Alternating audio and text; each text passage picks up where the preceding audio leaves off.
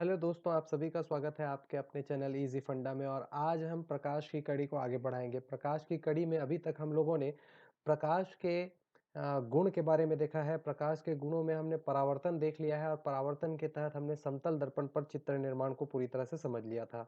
आज हम गोलीय दर्पण का एक परिचय देखेंगे और गोलीय दर्पण के परिचय में हम जो है आगे बढ़ेंगे। लेकिन उससे जानने से पहले हम किसी भी कॉम्पिटिटिव एग्जाम का जब हम तैयारी करते हैं तो उसके लिए सबसे महत्वपूर्ण जो विषय जो बन जाते हैं वो होते हैं मैथ्स और रीजनिंग।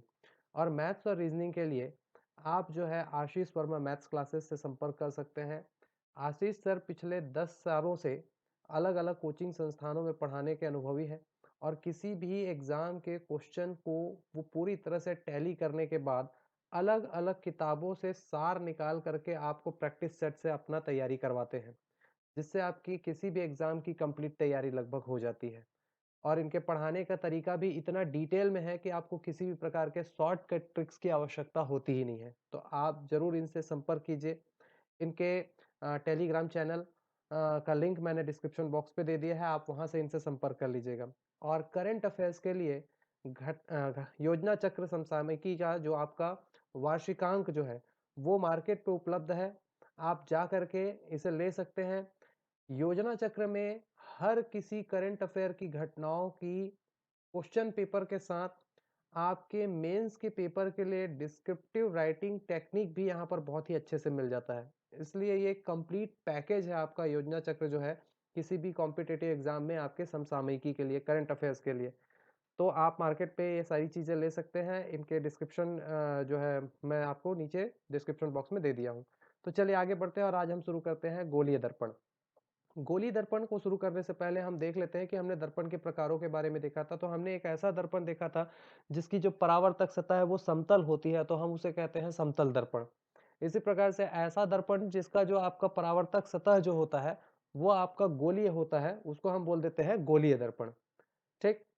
तो आपका जो गोलीय दर्पण है ये दो प्रकार का होता है। ऐसा आपका गोलीय दर्पण जिसकी परावर्तक सतह जो होती है वो उत्तल होती है, यानी कि उभरी हुई होती है, उसको हम बोल देते हैं आपका उत्तल दर्पण। और ऐसा दर्पण जिसका आपका परावर्तक सतह जो होता है अंदर धसा हुआ हो, अवतल शेप में होता है, उसे हम कह देते हैं अवतल दर्पण। ठीक। तो यहां पर हम लोगों ने दर्पण के प्रकारों में पिछले वीडियो में आपका दर्पण में प्रतिबिंब निर्माण के तहत समतल दर्पण में प्रतिबिंब निर्माण देखा था। चलिए एक बार और देख लेते हैं कि किसी भी वस्तु को यदि हमको देखना है किसी भी समतल दर्पण में, तो वो वस्तु कैसे दिखाई देता है, उसका वस्तु का प्रतिबिंब कैसे बनता है। तो वस्तु से आने वाली आपतित किरणें समतल दर्पण से टकराने के बाद जब वापस हमारे आंखों के रेटिना में जाती है उसी माध्यम में, तो हम जब दर्पण के पीछे है ना उसका प्रतिबिंब कुछ इस प्रकार से देख पाते हैं। ठीक। अब ये था समतल दर्पण में प्रतिबिंब निर्माण का आपका पैटर्न, जिसको हमने पिछले वीडियो में पूरी तरह से डिटेल से देखा था।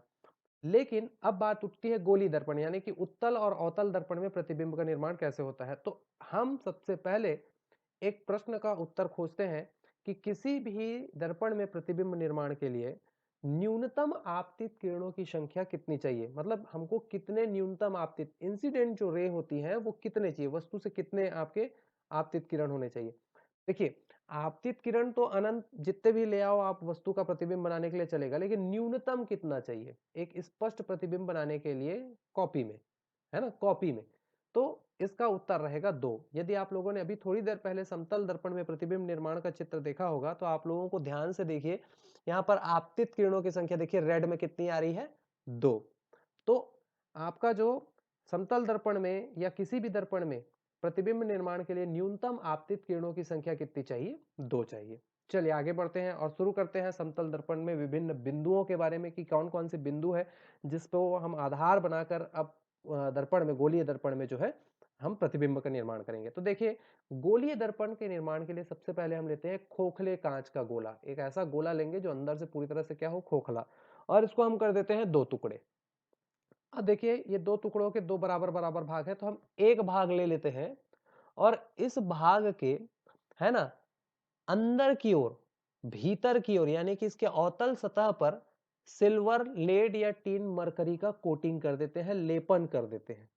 इससे इसकी जो बाहरी सतह है, उत्तल सतह है, वो एक परावर्तक सतह की भांति कार्य करने लगती है और इसी कारण से हम इस प्रकार के आपके गोलीय दर्पण को उत्तल दर्पण कहते हैं।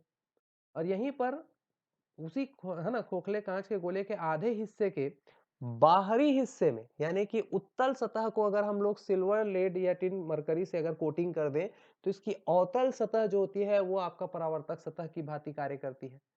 तो इसको हम बोलते हैं अवतल दर्पण। बार बार बताने का मतलब ये है कि हमको ये कंफ्यूजन ना रहे कि उत्तल और अवतल दर्पण किसको कहते हैं, जो जनरली हो जाता है। यानी कि यहाँ पर ये समझ में आ गया है कि उत्तल दर्पण की सतह उभरी हुई होती है और अवतल दर्पण की सतह जो है अंदर की ओर धसी हुई रहती है। चलिए आगे बढ़ते हैं और कांच के गोले से संबंधित तथ्यों को समझते हैं। देखिए, हमने अभी जो कांच का गोला लिया था, जाहिर सी बात है इस कांच के गोले का अपना एक क्या होगा, केंद्र होगा। और केंद्र से किसी भी वृत्त के परिधि की जो दूरी होती है उसको हम कहते हैं त्रिज्या। अब हमारा जो अभी दर्पण हमने तैयार किया है गोलीय दर्पण, वो भी तो किसी खोखले कांच के गोले का हिस्सा है। तो ये सारे बिंदु हमको उस हमारे दर्पण में भी दिखाई देंगे। चलिए शुरू करते हैं। ये रहा आपका खोखला कांच का गोला, दो बराबर हिस्सों में बढ़ गया। अब इसमें हम अब इस हिस्से को लेकर चलेंगे और इस हिस्से के अंदर की ओर हमने कोटिंग कर दिया है, तो इसका जो बाहरी सतह है वो कैसा कार्य करेगा, एज अ उत्तल दर्पण। अब इस उत्तल दर्पण का, चूंकि ये तो एक वक्र है ना, एक आपका गोल हिस्सा है, तो ये डेफिनेटली इसका कोई ना कोई आपका पूरा वृत्त रहा होगा। तो इस पूरे वृत्त का अपना एक केंद्र होगा जिसको गोलीय दर्पण के संदर्भ में हम कह देते हैं वक्रता केंद्र या सेंटर ऑफ कर्वेचर।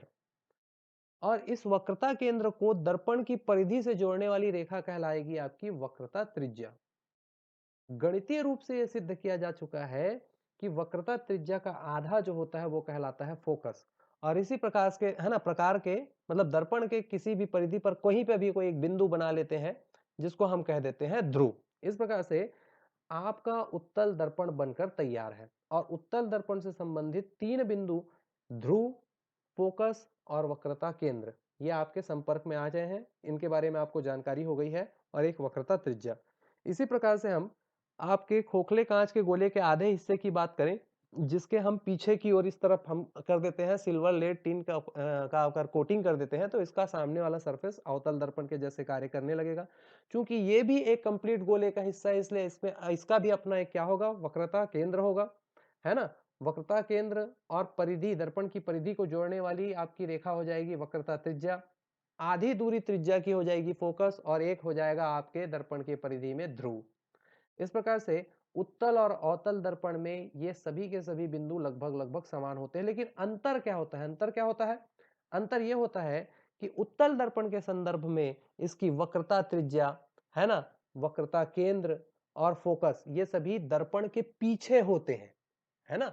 उत्तल दर्पण में आपका जो वक्रता केंद्र है, वक्रता त्रिज्या है, फोकस है, ये क्या होंगे, दर्पण के पीछे होंगे। जबकि अवतल दर्पण के संदर्भ में जो वक्रता त्रिज्या है, वक्रता केंद्र है और फोकस है वो दर्पण के सामने होते हैं। ये याद रखिएगा, इसको भूलना नहीं, क्योंकि अगले वीडियो में हम लोगों को उत्तल दर्पण और अवतल दर्पण में प्रतिबिंब निर्माण सीखना है। तो ये बिंदु कहाँ होते हैं ये जानकारी होना चाहिए, तभी हमको एग्जैक्ट आंसर मिलेगा। इसको रट लीजिएगा, ठीक, और या तो फिर समझ लीजिएगा। अब देखिए ध्रुव की बात होती है तो ध्रुव तो दर्पण की परिधि में कहीं पर भी हो सकती है। तो इतना पॉइंट हमको जो है समझ में आ चुका है ना। कौन से दर्पण में किधर होगा बिंदु ये जानकारी हमको होना चाहिए। चलिए आगे बढ़ते हैं और देखते हैं। ये रहा एक काल्पनिक रेखा जो कि तीनों बिंदुओं को आपस में दोनों ही दर्पण के संदर्भ में मिला देती है। इसे हम कहते हैं मुख्य अक्ष। और इसी मुख्य अक्ष पर हम वस्तु की स्थिति और प्रतिबिंब की स्थिति पर आने वाले वीडियो में हम प्रतिबिंब का निर्माण करेंगे। चलिए आगे बढ़ते हैं और अब देखते हैं गोलीय दर्पण के गुणों के आधार पर उसका एक और नामकरण कैसे किया जा सकता है। कैसे किया जा सकता है, देखिए भाई ये रहा दो दर्पण, ऊपर उत्तल दर्पण है और नीचे आपका अवतल दर्पण है और ये रहा उसका मुख्य अक्ष। अब हम मान के चलते हैं कि कोई वस्तु जो है इस दर्पण से अनंत पे कहीं रखी हुई है, दूर कहीं रखी हुई है। तो एक बात गांठ बांध कर रख लीजिए, किसी भी दर्पण में अनंत से आने वाली प्रकाश किरणें सदैव मुख्य अक्ष के समानांतर होती है। गोलीय दर्पण में अनंत से होकर आने वाली प्रकाश किरणें सदैव मुख्य अक्ष के समानांतर होती है। अब जैसे ही ये आपके समानांतर किरणें जो है वो दर्पण से टकराएंगी, तो टकराने के बाद क्या होगा देखिए, उसी के आधार पर इसका एक और नामकरण होगा। चलिए बढ़ते हैं। ये रहा उत्तल दर्पण और उत्तल दर्पण के अनंत में कोई वस्तु रखी हुई है।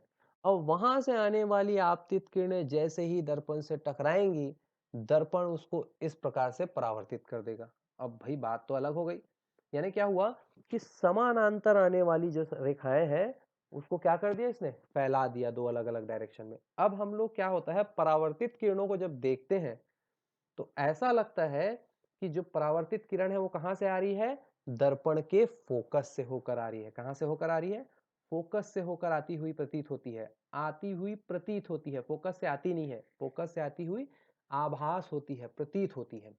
है जाहिर सी बात है, वस्तु तो दर्पण के सामने रखा है, अंदर तो कुछ नहीं है, इसलिए क्या हो रहा है, आभास हो रहा है।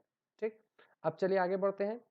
यही कारण है कि उत्तल दर्पण के सामने रखे गए अनंत से आने वाली कोई भी वस्तु प्रकाश किरण को, है ना, वस्तु से आने वाली प्रकाश किरण को चूंकि ये फैला देता है ना, प्रसारित कर देता है, इसीलिए इसको बोलते हैं अभिसारी। कैसा बोलते हैं, अभिसारी दर्पण या डाइवर्जिंग मिरर। उत्तल दर्पण को ही अपसारी दर्पण कहा जाता है। कई बार एग्जाम में ये दोनों शब्दों का उलटफेर कर दिया जाता है, जिससे हमारे क्वेश्चन का आंसर गलत हो जाता है, तो इसको आप समझ जाइएगा। अप मतलब फैलाना, प्रसारित करना। ठीक है, चलिए अब आगे देखते हैं। अवतल दर्पण के संदर्भ में अनंत पे हुई रखी हुई वस्तु से आने वाली आपतित किरणें जैसे ही दर्पण से टकराएंगी तो टकराने के बाद परावर्तित किरण सीधे उसके फोकस से होकर जाती है ना। यहां से अगर हम लोग देखेंगे परावर्तित किरण से तो कहां से आता हुआ दिख जाता है, फोकस से आते हुए। बातों को और शब्दों को समझिएगा।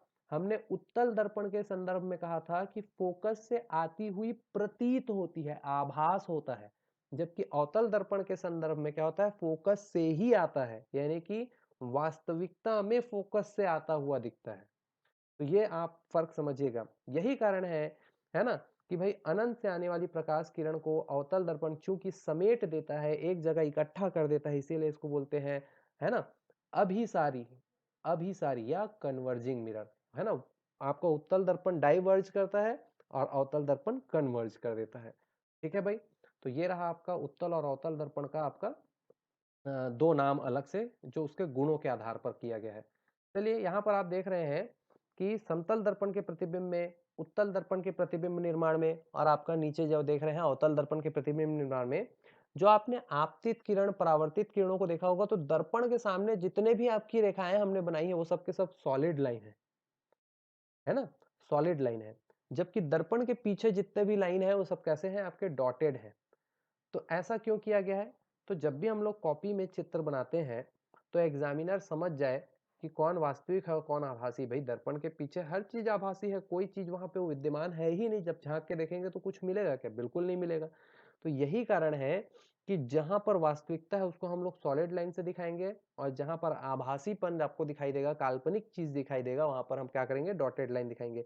इसीलिए दर्पण के सामने हर एक चीज वास्तविक होगी और दर्पण के पीछे हर एक चीज जो है कैसी होगी, आभासी होगी, चाहे वो प्रतिबिंब हो या रेखाएं हो। चलिए आगे बढ़ते हैं। तो आज का वीडियो यहीं समाप्त होता है। ठीक, आगे बढ़ते हैं और अगले वीडियो में हम लोग गोलीय दर्पण में प्रतिबिंबों के बारे में पढ़ेंगे। तब तक अपना पढ़ाई जारी रखिए। नमस्कार।